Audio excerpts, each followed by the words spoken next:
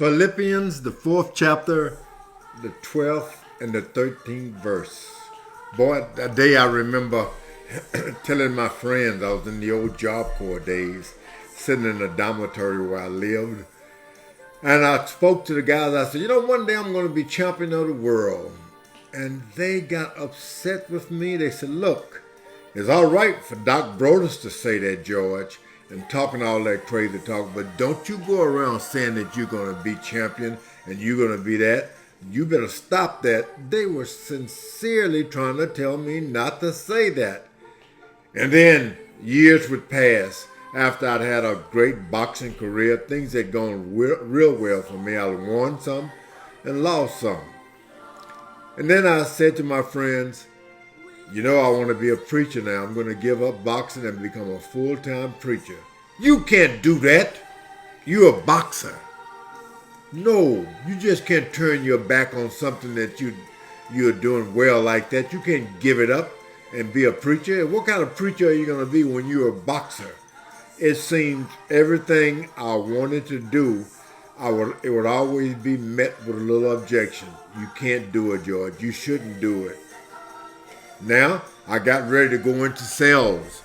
And I really want to be a good salesperson. I'd learned to sell by preaching on the street corners, telling everybody about God and telling everybody about Jesus Christ. And I was selling a product that I truly believed in. Then I went into the Madison Avenue stage of my life where I was selling. Everybody said, you can't do it this way. You can't even put your picture on a box.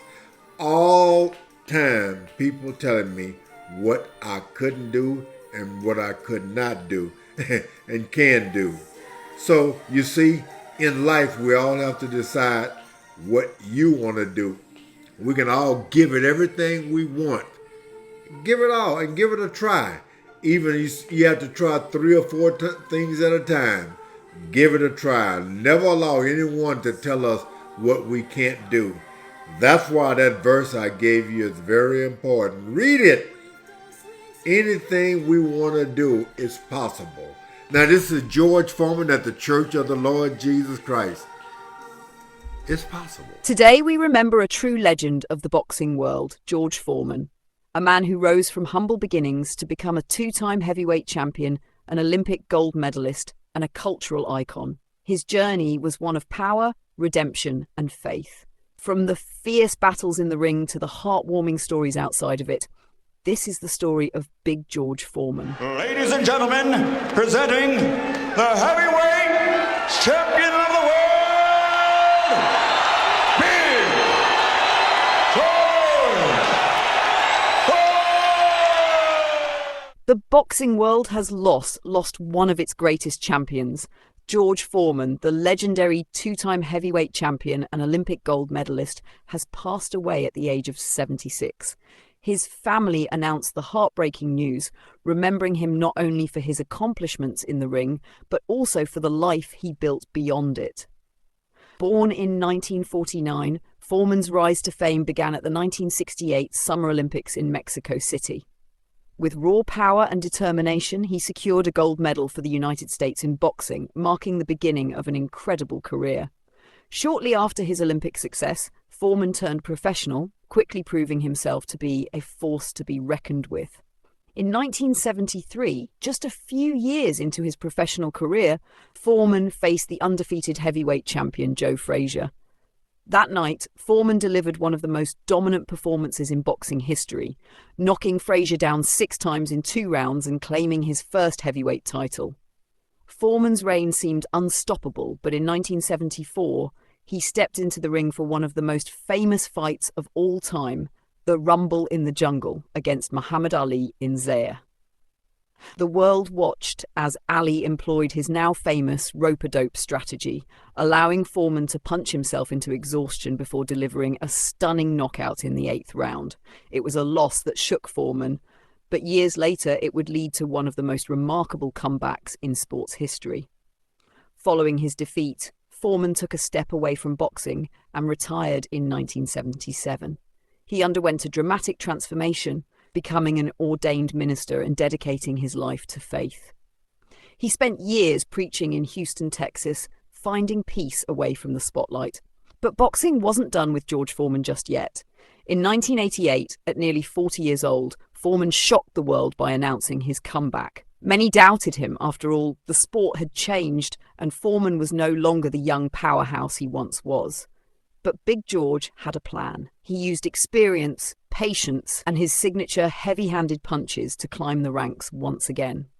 Then in 1994, at the age of 45, George Foreman did the impossible. Facing 26-year-old heavyweight champion Michael Moorer, Foreman, against all odds, delivered a knockout punch that made history.